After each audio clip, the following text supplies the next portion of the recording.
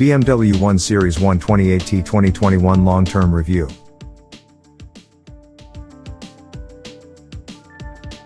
But before we start, please support us by pressing the like and subscribe buttons, so that we can continue to provide information about car and motorcycle news. Also turn on the bell button to get the latest updates. Your support means a lot to us. Thank you. Why we ran it? To see if the first of a kind for BMW can tackle established rivals as a car not just to drive but also to live with. After a months-long 7,500-mile real-world test, it leaves with its head held high despite its shortcomings as a hot hatch, October 27, 2021. My hopes for the 128T were both high and low, if that is not too contradictory a statement. High because I've never driven a T BMW I didn't like and I fancied it might find a sweet spot between the standard 1 Series and the expensive, heavy M135i. Low because it was unfortunate enough to be replacing a Ford Focus ST outside my house. And I'll say now that as a thing to punt down a decent road, the Ford is better. Wet, dry, night and day, uphill and downdale better. It surprised me not at all that the T came last at our junior handling day, only that it was invited in the first place. But the thing with long-term reports is that we're not too concerned with all that stuff. I'm lucky enough to live in the Welsh borders, where I can be on a cracking road within 3 minutes of getting in the car, and even I don't spend much time door handling whatever I happen to be in. Because, like you, I spend most of my time behind the wheel on motorways, or in town, and who gives a stuff about yaw gain following liftoff oversteer there? I care rather more that the car is quiet, which the T is once you've learned to ignore the low rev, part throttle body boom, and comfortable. And in that regard, the 128T is excellent, fine seats and just enough spring rate to control the body over crests and dips without introducing any harshness. The engine, however, is only so-so. Actually, its fuel economy was extremely impressive and I appreciated its ability to return a genuine near 50 miles per gallon at a steady 70 miles per hour motorway cruise, not bad for a 155 miles per hour car fired by petrol. But it's not an enthusiastic engine and cannot be made so even by the surprisingly responsive 8-speed auto box. It lacks both the power and character of the Ford's punchy motor, denying it access to the hot hatch top table, even if its limited chassis abilities had not done so already. But here's the thing. I am really picky about what I choose to drive and not once was it anything other than genuine pleasure to know I had a long journey ahead of me in the BMW, because all the stuff that really matters in such situations it has covered. It's better equipped than you might imagine a BMW from even the upper end of its lowest model range to be. The only non-standard extras I was pleased to find fitted were its heated steering wheel and a Harman Kardon surround sound system. In my experience, base BMW music machines in lower order cars have always been somewhat substandard. More important, it provides a driving environment far beyond what others in its class manage while making the scruffy, downmarket interior of the Focus look like that of a car from another category altogether. The quality here seems designed in, not applied after the fact, and in a world where ergonomics are getting far worse as manufacturers seek to save money by exchanging buttons for touchscreens, the BMW's is a paragon of how it should be done.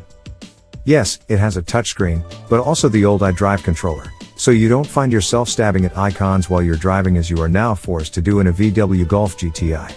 It all works brilliantly well, and once you've disabled all those horrible driver assist systems, disabled they remain. It's even surprisingly practical. I had to decant a daughter and all her clobber from university back to home for the summer break, and while it is true I approached the problem with a military level of planning and precision packing, in it all went. And while it is no match for the equivalent Ford, Honda or even Hyundai down a decent road, I expect for most people most of the time, it is good enough. True, it lacks the power of its best rivals, carries a touch too much weight and would be markedly improved if, like the Ford, it had been fitted with Michelin Pilot Sport 4S tires. But I wonder sometimes how far beyond the road testers' bubble such concerns actually bother not so much the autocar reader but the typical buyer of small, warmish BMW hatchbacks. And it's worth saying here that the fact it's not got rear-wheel drive like the previous 1 Series is of no concern. If it had a straight 6 motor and a manual gearbox and felt set up to be really driven like the old M135i, that would be different but, for better or worse, it is just not that kind of car.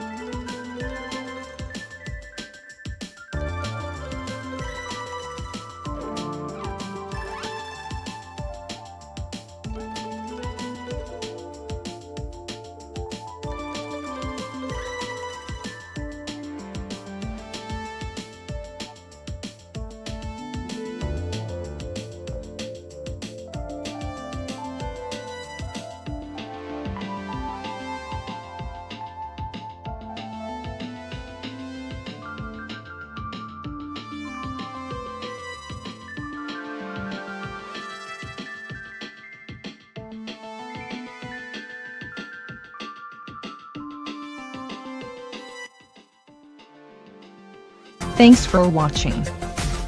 Drop a like, leave a comment, And don't forget to subscribe to watch more videos like this.